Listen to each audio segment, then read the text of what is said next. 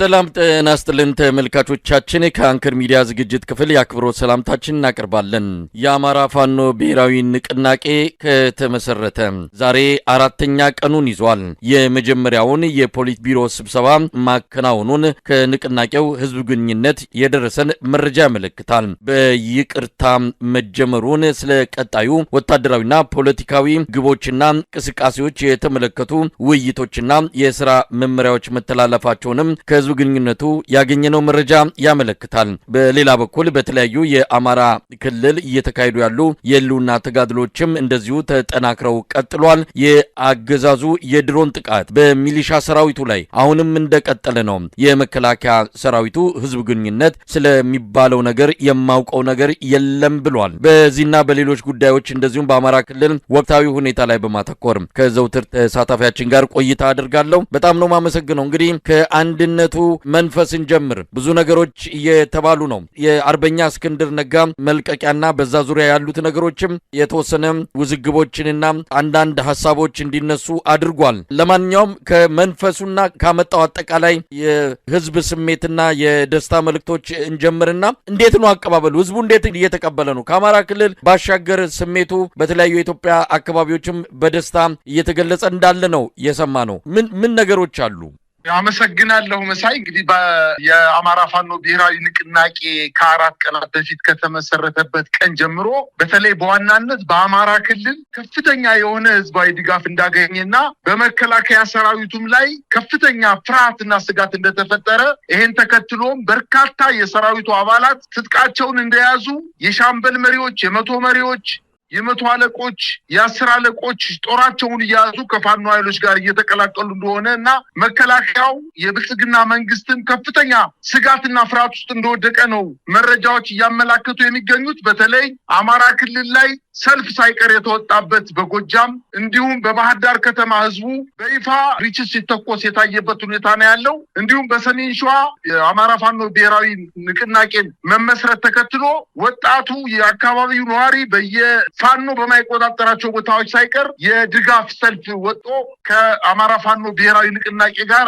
አብረው በጋራ ድጋፍ እየሰጡ እንደሚገኙ ነው መረጃዎች እያመላከቱ የሚገኙት። የአማራ ፋኖ ብሔራዊ ንቅናቄ በአማራ ክልል ብቻ ሳይወሰን በአዲስ አበባ ከተማ ላይ በይፋ ወጣቱ በተለይ የመንግስት ኃይል ጥምቀትን አስታኮ ወጣቶቹ ጭፈራ እንዳያደርጉ፣ ቲሸርት እንዳይለብሱ ከፍተኛ ፈና ቢፈጽምባቸውም ነገር ግን በቡድን እየሆኑ የዘመነ ካሴን፣ የመከታው ማሞን፣ የደረጀ በላይን፣ የእስክንድር ነጋን እና የሌሎችንም ጀነራል ተፈራ ማሞን ስም እየጠቀሱ ጭፈራ ሲያደርጉ እንደነበርና በአንዳንድ ቦታዎች ላይ በተለይ በዋናነት በደቡብ ክልል በአርባ ምንጭ፣ በሳውላ እንዲሁም በጉራጌ ዞኖች በስልጤ፣ በወራቤ አካባቢዎች ላይ እንዲሁም በሐዋሳ ከተማ ጥምቀትን አስታኮ የአማራ ፋኖ ብሔራዊ ንቅናቄ መመስረቱን ተከትሎ ከፍተኛ ተስፋ ያደረባቸው ወጣቶች በጭፈራ እና በሆታ ድጋፋቸውን ሲገልጹ እንደነበረ ነው መረጃዎች እያመላከቱ የሚገኙት። ነገር ግን የመንግስት ኃይል ግን ከፍተኛ ሽብር ውስጥ እንደወደቀና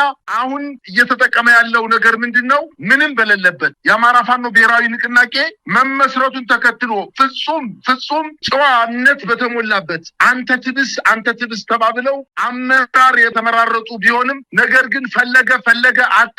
ይሄንን በማጣቱ ምክንያት በጣም የተበሳጨው ኃይል እንደው ትንንሽ ችግሮችን ነቅሶ አውጥቶ በመካከላቸው ክፍተት እንደተፈጠረ እና እንዳለ ለማስመሰል ገና ዛሬ ተመስርቶ 24 ሰዓት ሳይሞላው ፈረሰ እያሉ የመንግስት ደጋፊ ሚዲያዎች በተለይ እነዚህ የመንግስት የሳይበር ሚዲያዎች ከፍተኛ የሆነ ቅስቀሳ እያደረጉ ነው። እንደው ላም ባልዋለበት ኩበት ለቀማ ሆኖ ነው የዋለባቸው። እነሱ ስራ ላይ ናቸው። የአማራ ፋኖ ብሔራዊ ንቅናቄ አመራሮች ስራ ላይ ናቸው። ስራ ላይ መሆናቸውንም ዛሬ በተጨባጭ አስመስክረዋል። የፖሊስ ቢሮ አባሉ ተሰብስቦ ከዚህ በፊት እርስ በርሳችን በቃላት ተወራውረን አንዱ አንዱን ኮንኗል። ሁለተኛ አልፎም በተወሰነ ቦታ ላይ ደግሞ ሳሶችን ተወራውረን መሞት የማይገባቸው ታጋይ ወንድሞቻችን ተሰውተዋል።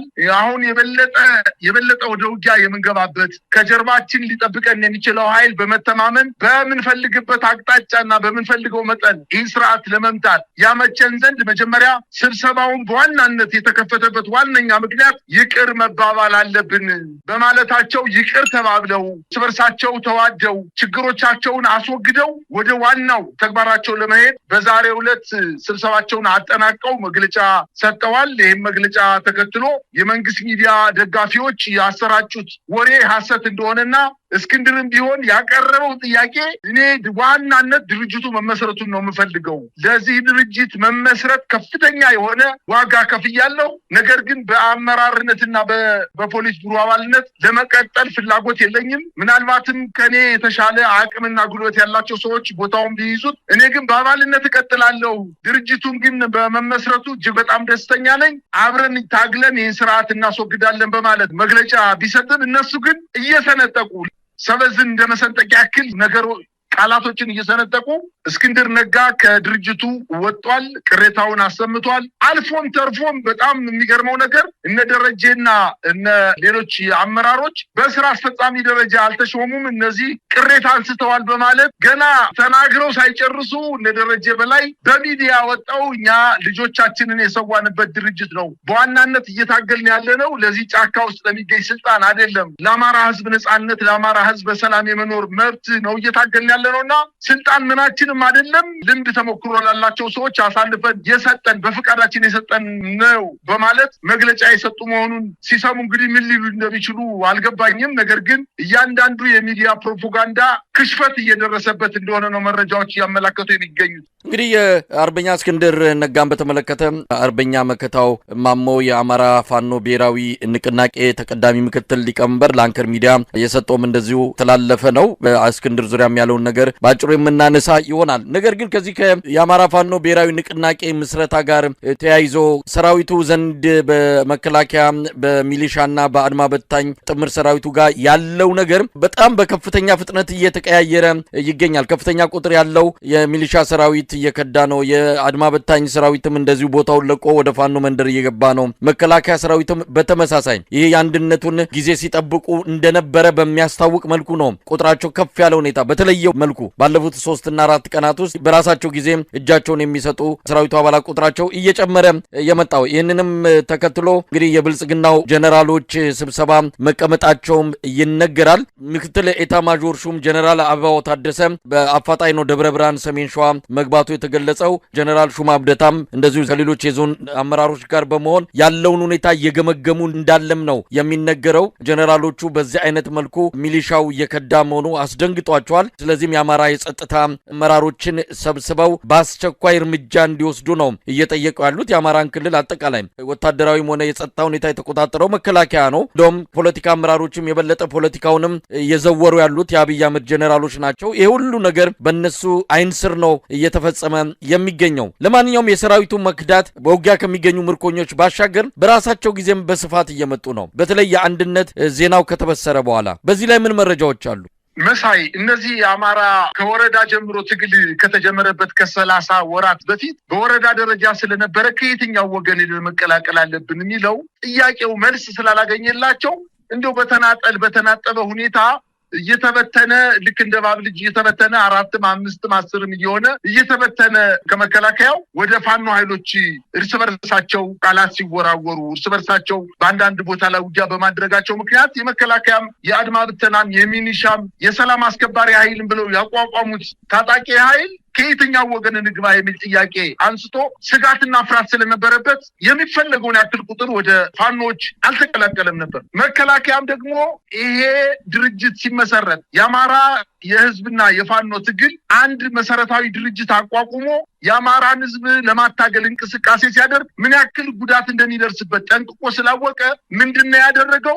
የተቻለውን ያክል ገንዘብ በትኖ ፕሮፓጋንዳ አሰራጭቶ በተቻለው መጠን ጦር አሰማርቶ እነዚህን የፋኖ መሪዎች ለመግደል ሲቻል ለመያዝ አለዚያ በገንዘብ አታሎ ወደ ከተማ ለማስገባት ሙከራ አድርጓል። ሙከራው ግን 1 እና 2% እንኳን አልተሳካለትም። 99% ውድቅ ሆኖበት የአማራ ታጋዮች የአማራ ፋኖ ታጋዮች በጣም በጦርነት ውስጥ ሆነው እንኳን እጅግ በጣም በሚያስደንቅ ሁኔታ ድርጅታቸው ምንም እንከን የማይወጣለት ድርጅት ካቋቋሙ በኋላ መከላከያው በገፍ እየከዳ ነው። አሁን በጣም የምናየው ነገር ተራ ወታደር አይደለም እየከዳ ያለው። በጣም በርካታ የመስመራዊ መኮንኖች ሰራዊታቸውን እየያዙ እየተቀላቀሉ እንደሚገኙ ነው መረጃዎች እያመላከቱ ያሉት። የአማራ ክልል ላይ ያለ የመከላከያ ሰራዊት ቀድሞ ነገር ሲጀመር ምክንያት አልባ እንደሆነ ስለሚያውቀው ጦርነቱን ባገኘው አጋጣሚ ሁሉ ለፋኖ እጁን ለመስጠት ከፍተኛ ፍላጎት የነበረው ስለነበረ አሁን አንድ ድርጅት መስርተው በየትኛውም አቅጣጫ ብሄድ ሌላኛው የፋኖ ኃይል አይመታኝም በማለታቸው ምክንያት በገፍ እየተቀላቀለ እንደሚገኝና ሲቀላቀልም በአንዳንድ የውጊያ ቀጠናዎች ላይ በመከላከያ ሰራዊቱ ላይ እየተኮሰ ወደ ፋኖ ኃይሎች እየተቀላቀለ እንደሆነ ነው መረጃዎች ያመላከቱ ያሉት። በዚህ ምክንያት ነው ከፍተኛ ርብርብ አድርጎ ይህንን አንድነት ለማደናቀፍ ሙከራ አደረገ፣ አልተሳካለትም። አሁን ደግሞ ዝም ብሎ በእጅ ያልተጨበጠ ነገር ይዞ ደብረ ብርሃን ላይ አይደለም ባህር ዳር፣ ጎንደር በጣም በርካታ የፋኖ ሰራዊት ወዳለበት ወሎ እንኳን ቢንቀሳቀስ ምንም የሚፈይደው ነገር እንደሌለ ያወቁት ይመስለኛል። ደንግጠዋል። አሁን ምንድነው ያደረጉት? ዛሬ ከሰዓት በኋላ የደረሰኝ መረጃ በተለይ በዋና ዋና ከተሞች በባህር ዳር፣ በጎንደር፣ በፍኖተ ሰላም፣ በደብረ ማርቆስ፣ በደብረ ብርሃንና በደሴ ከተሞች ላይ የዞን ከተሞች ላይ እጅግ በጣም ከፍተኛ ቁጥር ያለው ሰራዊት በአስፋልት መንገድ ላይ በእግሩ እንዲጓዝ በማድረግ በከተማ ነዋሪዎች ላይ ሽብር ለመፍጠር ስጋት ለመፍጠር እንቅስቃሴ እያደረጉ እንደሆነና በወታደራዊ የውጊያ ቀጠና ላይ ግን ደፍሮ የፋኖ ኃይሎችን ለማጥቃት ፍላጎት እንደሌለው ነገር ግን ህብረተሰቡን ለማንገራገር በ5,000 እና 10,000 የሚቆጠር ሰራዊት በከተሞች መሃል ላይ በእግሩ እንዲጓዝ በማድረግ በጠራራ ፀሐይ ህዝቡን ከፍተኛ ፍርሃት ውስጥ እንዲወርቅ ለማድረግ ነው እንቅስቃሴ እያደረገ ያለው።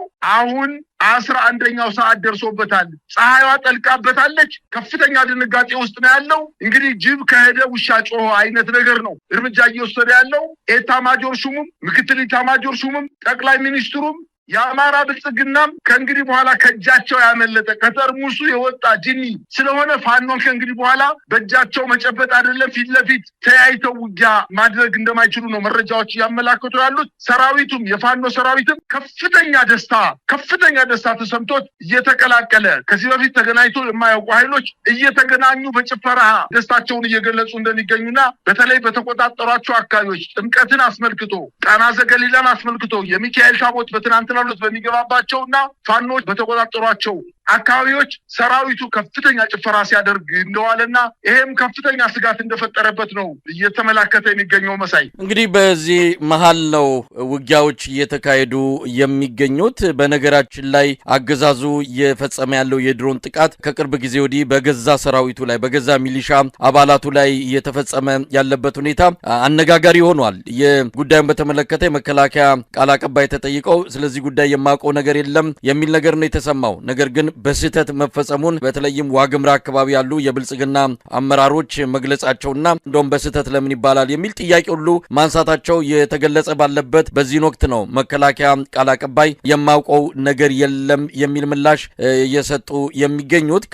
200 ሚሊሻዎች በላይ ነው በተለይ በዋግምራ አካባቢ የተገደሉት። ቁጥራቸው እየጨመረ መምጣቱን ተሰምቷል። በሌላ አካባቢም እንደዚሁ የሚሊሻ ሰራዊት ላይ የአብይ አህመድ ድሮኖች ጥቃት እየፈጸሙ ነው። በስህተት የሚለው ቃል እንዴት ድርጊት ሊወክል እንደሚችል ራሳቸው የብልጽግና ሰዎችም ግራ ገብቷቸዋል ነው የተባለው። ባለፈው ዓመትም ከ130 በላይ ነው የመከላከያ ሰራዊት በድሮን ቴክኒሻኖች ስህተት ተብሎ በከፍተኛ ጥቃት የተገደሉት። ይህም ጉዳይ የሚሊሻ ሰራዊቱን ገፍ ወደ ፋኖ እንዲገባና መንግስትን እንዲቃወም እያደረገው እንዳለ ነው የምንሰማው። በአጠቃላይ ውጊያዎች እየተካሄዱ ነው። በተለያዩ ቀጠናዎች የሚደረገው ውጊያ እንደተለመደው በከፍተኛ ምርኮኞች እንደዚሁም የከባድ መሳሪያዎች በቁጥጥር ስር በማስገባት እንደቀጠሉ ነው ለማወቅ የተቻለውና ዝርዝሩን ይዛቸዋል።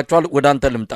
አውደ ውጊያዎችን ከመዘገቤ በፊት መሳይ አንተ ያቀረበው አንድ መረጃ አለ። በዋግምራ ዞን ሳህላ ሰይንት ወረዳ ጥር 7 ቀን 2018 ዓ.ም በሚኒሻዎች ላይ የተፈጸመው የድሮን ጥቃትን አስመልክቶ በጣም በርካታ ሚዲያዎች የተለያየ ቁጥርን መዘገባቸው ይታወቃል። በተለይ ቢቢሲ የዘገበው ከ36 በላይ የሚኒሻ አባላት በጦር ካምፓቸው ላይ ለውጊያ ስምሪት እየተሰጡ በነበረበት ሰዓት እና በቅርብ ርቀት የመከላከያ ሰራዊት ካምፕም እያለ የድሮን ጥቃት በአዳራሽ ውስጥ ተቀምጠው መፈጸሙን አስመልክቶ ቢቢሲ ከዛው አካባቢ የወረዳ አመራር የጤና ጣቢያ ባለሙያዎችን ዋቢ በማድረግ መጥቀሱ ይታወቃል። ነገር ግን ይህንን ተመልክቶ የመከላከያ የህዝብ ግንኙነት ኃላፊ ብርጋዴር ጀነራል ጌትነት አዳነ ከብዙ ወራት መጥፋት በኋላ ዛሬ ይሄ ዜና አየር ምድሩን በመሙላቱ ለዚህ ማስተባበያ ለመስጠት ብቅ በማለት የሰማነው ነገር የለም። የተፈጸመና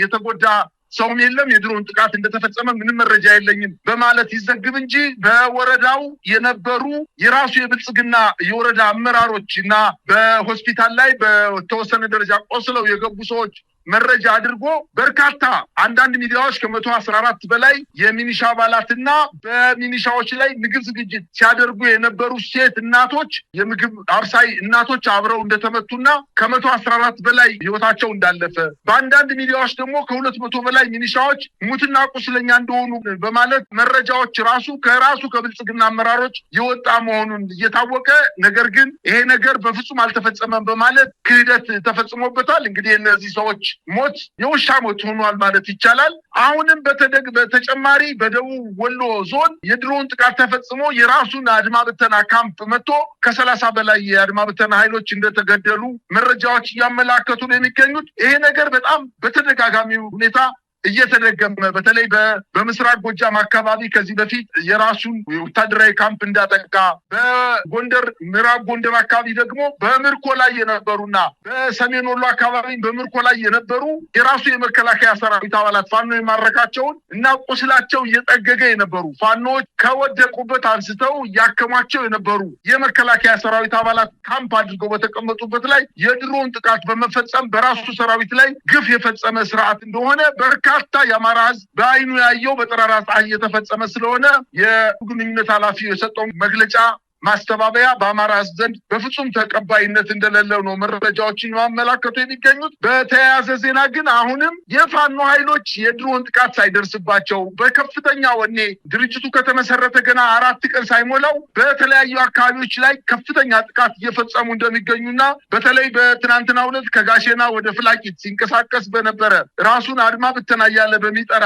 የአገዛዙ ሰራዊት ላይ አንሻ ክፍለ ጦር ከባድ የደፈጣ ጥቃት በመፈጸም ድል መቀዳጀቷን አስታውቋል። የአማራ ፋኖ ብሔራዊ ንቅናቄ ምስራቅ አማራ ቀጠና ሚኒሊክ እዝ የደጋው መብረቅ ኮር በአንሻ ክፍለ ጦር ቃኝ ሻለቆች በአገዛዙ ሰራዊት ላይ በተጠና የደፈጣ ኦፕሬሽን በርካቶች ሙትና ቁስለኛ ማድረጉን አስታውቋል። የአማራ ህዝብ ክዶ በሆዱ እየተገዛ ባለ ራሱን አድማ ብተና እያለ በሚጠራው የአረጋ ከበደ ሰራዊት ላይ ጥር 13 ዛሬ በመቄት ወረዳ ወቄታ በተባለ ቦታ ላይ በፈጸመችው የደፈጣ ጥቃት 9ኙን በመደምሰስ በርካቶችን ደግሞ ማቁሰል መቻሉን አስታውቋል። እንግዲህ ከጠዋቱ 4 ሰዓት እስከ 6 ሰዓት በዘለቀው ውጊያ የአገዛዙን ጦር ክፉኛ ተመቶ የራሱን የተመታበትን ሰራዊት እንኳን ማንሳት ሳይችል መቄት ወደ ተባለ ቦታ ላይ ተዘረክርኮ እንደተመለሰ ነው መረጃዎች እያመላከቱ የሚገኙት መሳይ። እንዲሁም በትናንትናው ዕለት ጥር 12 2018 ዓመተ ምህረት በድላንታ ወረዳ አንጣጉና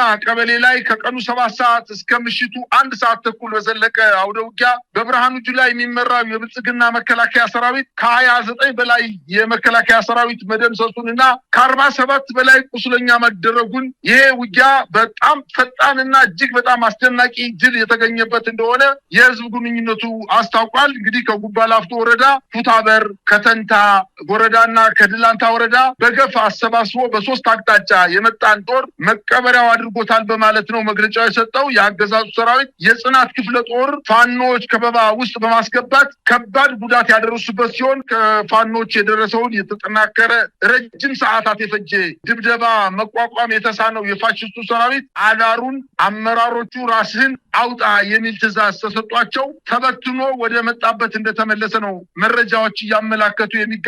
በሌላ ዜና እንዲሁም በትናንትናው ዕለት በማዕከላዊ ጎንደር ዞን በላይ አርማጭሆ ወረዳ ማሰሮ ደንብ ተብላ በምትጠቀሰው ከተማ ላይ ደጃዝማች 4ኛ ኮር ከጠዋቱ 12 ሰዓት ዳንጉሳ ቀበሌ ሽመል በር በተባለው ቦታ የኮሩ ልዩ ዘመቻና የተከዜ ክፍለ ጦር በፈጸመችው ማጥቃት በ92ኛና 77ኛ ክፍለ ጦሮች ላይ እንዲሁም በአንድ ሻለቃ አድማ ብተና ላይ ጥቃት በመፈጸም ከ70 በላይ የአገዛዙን ጦር መደምሰስ ሲችሉ ከ40 በላይ ማቁሰላቸውንና በተደረገው ውጊያም በርካታ የጦር መሳሪያ የቡድንና የነፍስ ወከፍ የጦር መሳሪያዎችን መማረክ መቻላቸውን አስታውቋል። የፋኖ ኃይሎች በተቆጣጠሯቸው አካባቢዎች የጥምቀትን በዓል አስታከው የመከላከያ ሰራዊቱ ለማጥቃት በተንቀሳቀሰባቸው አካባቢዎች ላይ ከፍተኛ ምት እየተመታ ወደ ኋላ እያፈገፈገ እንደሆነና በተለይ ውጊያዎች በሚደረጉበት አካባቢ የመቶ መሪዎች የሻለቃ መሪዎች እንዲሁም 50 አለቆች 10 አለቆች እንዲሁም የጋንታና የቡድን መሪዎች ከሰራዊቱ በማፈንገጥ እና በመጥፋት ወደ ፋኖ ኃይሎች በገፍ እየተቀላቀሉ እንደሆነ መረጃዎች እያመላከቱ ይገኛሉ። እንግዲህ በአማራ ፋኖ ብሔራዊ ንቅናቄ አፋብን ምስረታን እንደዚሁም አንዳንድ ጉዳዮችን በተመለከተ የኢትዮጵያን አጠቃላይ የመጪውን የትግል ጊዜ አጠቃላይ የፖለቲካ ሁኔታ ይቀይራል የሚል ግምት ያላቸው አንዳንድ ጽሁፎች እየወጡ ይገኛሉ። አንዳንዱ አሁንም የአማራ ፋኖን በኤርትራ መንግስት ተላላኪነት ሊፈርጁ ወይም የኤርትራ መንግስት በሶስተኛ ወገን ኢትዮጵያ ምድር ላይ ጦርነቱን እያካሄደ በፋኖ አማካይነት እያካሄደ ነው የሚል ድምዳሜ የሚሰጡ ግብጽ በረጅም እጇ ድጋፍ የምታደርግ አድርገው የሚያስቡ የብልጽግና መንደር ሰዎች እንዲሁም ከብልጽግናው ባሻገር በነጻ ሚዲያ ስም የሚንቀሳቀሱ አንዳንድ ተቋማትም ፋኖን በዚህ ደረጃ የሚገልጹበት ሁኔታ እጅግ የተሳሳተ ብቻ ሳይሆን ፋኖ ለቆመለትና ግብ አድርጎ ለሚንቀሳቀስለት ዓላማ ክብር ያለ መስጠት ከዛም ባለፈ እውቅና ላለመስጠት የሚደረግ መፍጨርጨር ነው ብሎ መውሰድ የሚቻል ጉዳይ ነው። ፋኖ ወደዚህ ትግል ሲገባ በኤርትራና በአብይ አህመድ አገዛዝ በኩል ኩርፊያ እንኳን አልነበረም።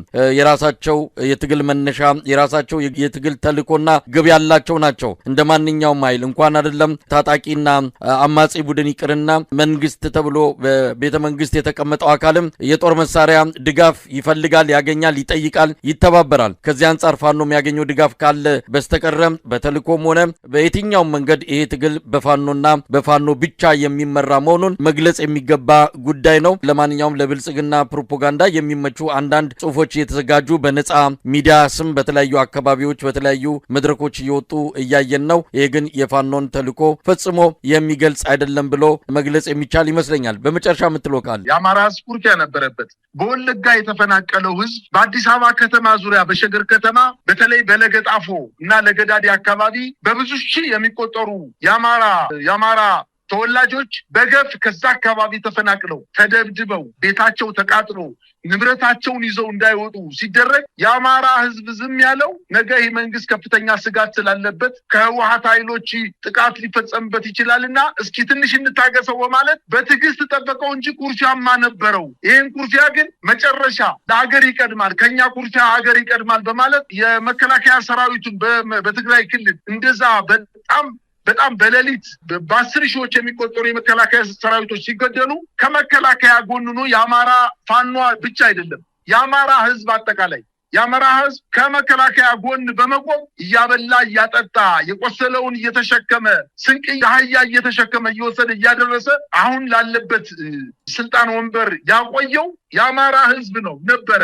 ነገር ግን ግፋኛ ወይንም ገፍቶ በመምጣት ከየትኛውም ክልል በተለየ ሁኔታ የአማራ ክልል ህዝብ ከሌሎች በተለየ ሁኔታ ስጋት ሊፈጥርብኝ ስለሚችል ትጥቁን መፍታት አለበት በማለት በሚዲያ ሳይቀር ወጣው የትግራይ ክልል እንዲፈታ አሁን በፕሮግራም አልተያዘም። በኦሮሚያ ክልልም በሂደት ከአማራ ክልል በኋላ ትጥቁን ይፈታል በማለት በሚዲያ ትልልቅ ባለስልጣኖች ወጣው ይሄንን መግለጫ ሲሰጡ የአማራ ህዝብ ተቆጣ። የአማራ ህዝብ ሲቆጣ ከአማራ ህዝብ አብራክ የተወለዱ በጥቂት የሚቆጠሩ ወጣቶች ጫካ ገቡና መሳሪያቸውን ይዘው ገጠሙት። ፈራረሰ፣ ተመታ፣ አፈረ።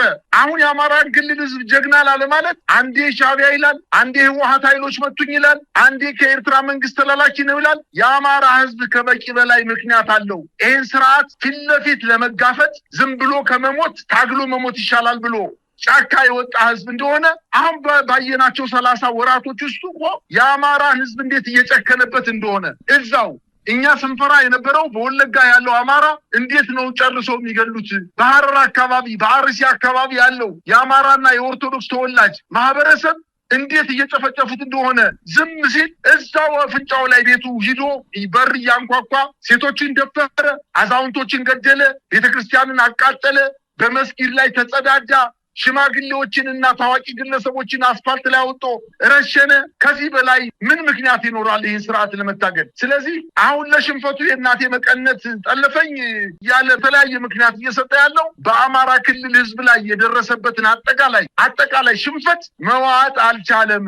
እንዲውጠው ተገዶ እንዲውጠው ግን የአማራ ኃይሎች አንዱ ነው መጠውበታልና በአጭር ጊዜ ውስጥ ያስወግዱታል። ነገር ግን የሻዕቢያ ተላላኪ፣ የግብጽ ተላላኪ፣ የህወሓት ተላላኪ ይበል እንጂ የአማራ ክልል ህዝብ ከግብጽም በላይ ነው። ምክንያቱም በአባቶቻችንና በአያቶቻችን ግብጽን መተው አሳፍረው በመሬታቸው የመለሰው የአማራ ህዝብ ነው። ሻዕቢያም ቢሆን ከአማራ ህዝብ በላይ ምክንያት የለውም ይህን ስርዓት ለመግጠም። ወንዝ ተሻግሮ አልመጣም። የህወሓት ኃይሎችም ቢሆኑ ከኛ ያልተናነሰ በደል የደረሰባቸው ህዝቦች በመሆናቸው ህብረት ፈጥረው ይህን ስርዓት ቢወጉት በፍጹም ምክንያት አልባ ነው ማለት አይቻልም። በአጠቃላይ ግን የአማራ ክልል ህዝብ በዚህ ስርዓት ላይ በቡድን ብቻ ሳይሆን አጠቃላይ ህዝቡ በሚሊዮን የሚቆጠር በ60 ሚሊዮን የሚቆጠር ህዝብ ይህን ስርዓት የማይፈልግ መሆኑንና ከፋኖ ኃይሎች ጋር ደስታውን አንድ ስለሆኑ ደስታውን እየገለጸ ወደፊቱም ደግሞ አብሮ ታጥቆ የአባቱ ጡረተኛ ወታደሮችን ሳይቀር አስታጥቆ ወጣቶችን አስታጥቆ ሴቶችን አስታጥቆ